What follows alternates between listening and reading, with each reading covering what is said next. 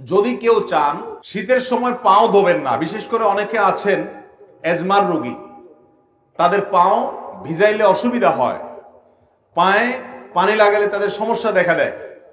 সমস্যা হোক বা না হোক, সর্বাবস্থায় আপনি চাইলে শীতের সময় শুধু না অন্য সময়ও করতে পারেন। শীতের সময় বেশি দরকার, সেজন্য শীতের আমল হিসেবে বলছি। আপনি চাইলে পূর্ণাঙ্গ অজু করলেন, কথার কথা দুপুর বেলায় বা সকাল বেলায় অজু করলেন, হাত ধুলেন, মুখ ধুলেন, মাথা মাসা করলেন এবং পাও ধুলেন। পাও ধোয়ার পর অর্থাৎ পূর্ণাঙ্গ অজু করার পর অজু অবস্থায় যদি আপনি মোজা পরেন এবং মোজাটা যদি চামড়ার হয়, চামড়া মোজা হলে সর্বসম্মতিক্রমে মাসা হয়ে যাবে। কাপড়ের মোজা হলে মাসা হবে কিনা ইখতিলাফ আছে। তবে আমাদের আজকাল যেসব মোজা পাওয়া যায় একেবারে পাতলা, পরলে পার ভিতরে ফাঁকা দেখা যায়, এটা পরে নরমালি হাঁটা যায় না অনেক দূর পর্যন্ত, এগুলো তো মাসা হওয়ার কোনো সুযোগ নেই। তো যাই হোক, আপনি যদি অজু করার পর এরকম মোজা পরেন তাহলে সেক্ষেত্রে সেই মোজা পরা অবস্থায় আপনার বাড়িতে অবস্থান থাকাকালীন করলে 24 ঘন্টার মধ্যে ওই মোজা খোলা ছাড়া আপনি অজু করতে পারবেন। কিভাবে? আপনি হাত ধুলেন, মুখ ধুলেন, মাথা মাসে করলেন, পাও দেওয়ার সময় আসলে আপনি ভিজা হাত দিয়া পায়ের উপরে, তলায় না, উপরে এরকম করে একটা টান দিলেন ডান পায়ে, আবার আরেক হাত ভিজায়া বাম পায়ে এরকম একটা টান দিলেন, বা ভিজা হাত দিয়া দোনো পাও আপনি টান দিলেন। তো এইভাবে মাসাহ করার মাধ্যমে পাও ধোয়ার কাজ হয়ে যায়। এবং এটি আহলুস সুন্নাহ জামাতের গুরুত্বপূর্ণ একটা আকীদা যে তারা আহলুস সুন্নাহ জামাতের সকলেই মাসাল হুফাইন বা মুজার উপরে মাসাহ করাকে জায়েজ মনে করে। নবী করিম সাল্লাল্লাহু আলাইহি সাল্লাম মাসাহ করেছেন, আলী রাদিয়াল্লাহু তাআলা আনহুকে নির্দেশ করেছেন, বিধায় মুজার উপরে মাসাহ করলে সওয়াব কোনো কম হবে। আমাদের সমাজে কেউ মুজার উপরে মাসাহ করলে অনেক মুরব্বীরাও বলে যে বাবা এই বয়সে তোমরা মুজা ধরছো, হ্যাঁ এখন তো সাহস করো পাও ধো। না ভাই, মুজার উপরে মাসাহ করলে সওয়াব একটুও কম হবে না। তো শীতের মৌসুম বিশেষ করে মুজার উপরে মাসাহ করার আমলটি করা যেতে পারে। অনেক মুরব্বী আছেন, অনেক অসুস্থ মানুষ আছে, এজমার রোগী আছে, কষ্ট হয়, তারপরও সে মুজার উপরে মাসাহ করে না জানার কারণে। তো ভাইরা আমার, মুজার উপরে মাসাহ করা যায়, চাইলে অন্য সময়ও করা যায়, শীতের সময় বেশি দরকার, সেজন্য এটা শীতের মাসালা হিসেবে বললাম। নাম্বার 3, একটা গুরুত্বপূর্ণ মাসআলা হলো শীত যখন তীব্র হয়, অনেক আপনার হাড় কাঁপানো শীত যখন শুরু হয়, দেখবেন যে গ্রামে শহরে, বিশেষ করে গ্রামে বেশি দেখা যায়, অনেকে চাদর মুড়ি দিয়ে নামাজ পড়েন।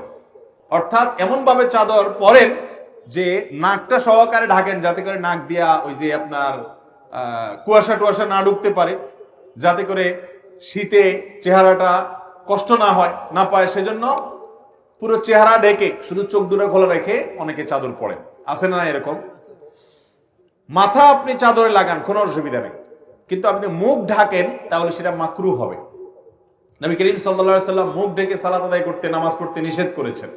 অতএব শীতের সময় এই মাসআলাটা না জানার কারণে আমাদের অনেক ভাইরা আছেন যে এরকম পুরাটা মুড়ি দিয়ে নামাজ পড়েন। মহিলা হোক আর পুরুষ হোক, সকলের জন্য এক মাসআলা যে শীতের সময় হোক আর গরমের সময় হোক মুখ ঢেকে নামাজ পড়বেন না, নামাজের সময় মুখ খোলা রাখতে হবে।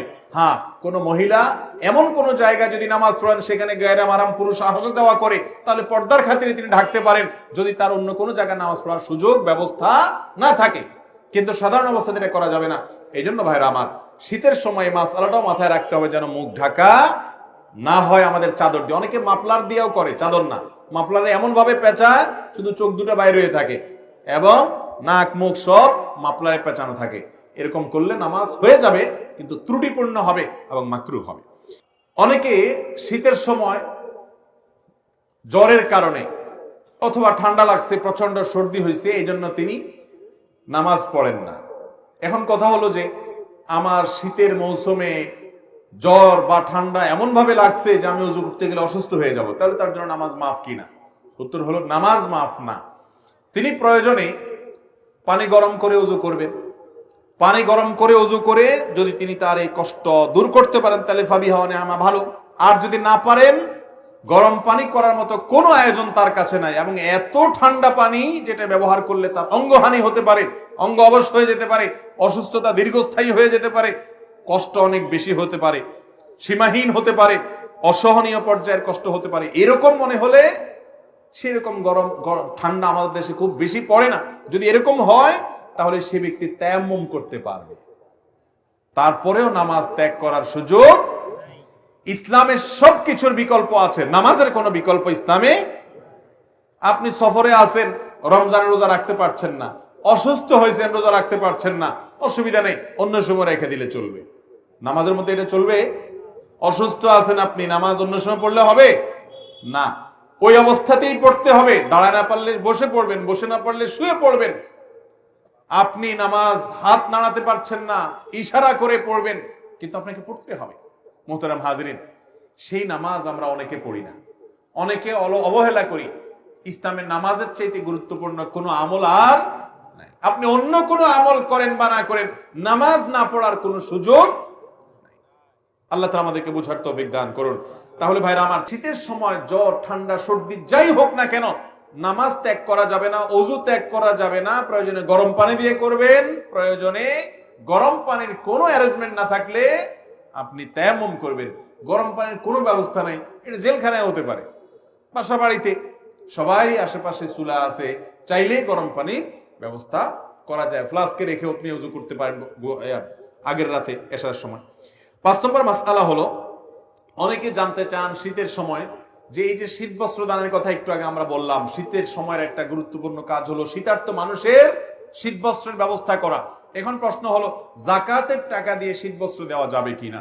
তো এর উত্তর হলো, যাকাতের টাকায় শীত বস্ত্র দেওয়া যাবে ওই ব্যক্তিকে যে ব্যক্তি যাকাতের হকদার, তার শীত বস্ত্র কেনার টাকা নাই, তখন আপনি তাকে শীতের কাপড় কিনে দিলেন, যাকাতের টাকা থেকে এটা জায়েজ আছে।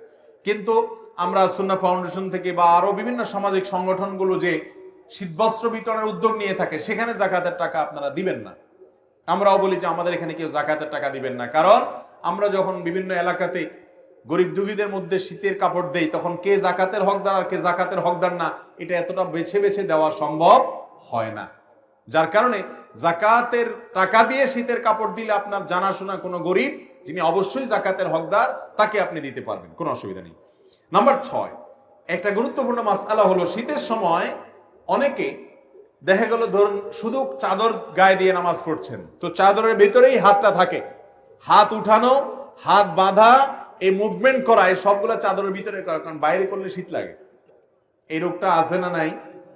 এটাও হাদিসে পরিষ্কার ভাবে নিষেধ। আপনি যদি এক কাপড়ে, যে কাপড়ে নামাজ পড়েন, ধরেন আপনি চাদরে নামাজ পড়ছেন, তো আপনি হাত উঠানোর জন্য, হাত বাঁধার জন্য চাদরের বাইরে হাতটা বের করে নেবেন। আর যদি জামা গায়ে দেওয়া থাকে তাহলে তার বাইর করার কিছু নেই, হাতার ভিতরে হাত থাকাই যথেষ্ট। কিন্তু চাদরের ভিতরে যদি আপনি নামাজ পড়েন বা আপনি বড় কোনো কাপড়ে নামাজ পড়েন, তাহলে সেক্ষেত্রে শীতের জন্য ভিতরে ভিতরে আপনি সেরে ফেললেন, হাতটার বাইর করলেন না, নামাজ হয়ে যাবে, কিন্তু এটা মাকরুহ এবং অনুচিত কাজ। শীতের সময় এই কাজটা অনেক বেশি হয়ে থাকে, এটা লক্ষ্য রাখতে হবে। এটা 6 নম্বর মাসআলা। আল্লাহ তাআলা আমাদের সবাইকে এই শীতের মৌসুমে আল্লাহকে সন্তুষ্ট করার মতো আমলগুলো করে যাওয়ার তৌফিক দান করুন। এবং শীত উপলক্ষে যেসব মাসআলার ব্যাপারে আমাদের বিশেষ যত্ন থাকা উচিত, সতর্ক থাকা উচিত, সেগুলোর পরে আমরা যেন বিশেষভাবে সতর্ক থাকতে পারি, যত্নশীল থাকতে পারি। আল্লাহ তাআলা আমাকে, আপনাকে, আমাদের সবাইকে আমল করার তৌফিক দান করুন।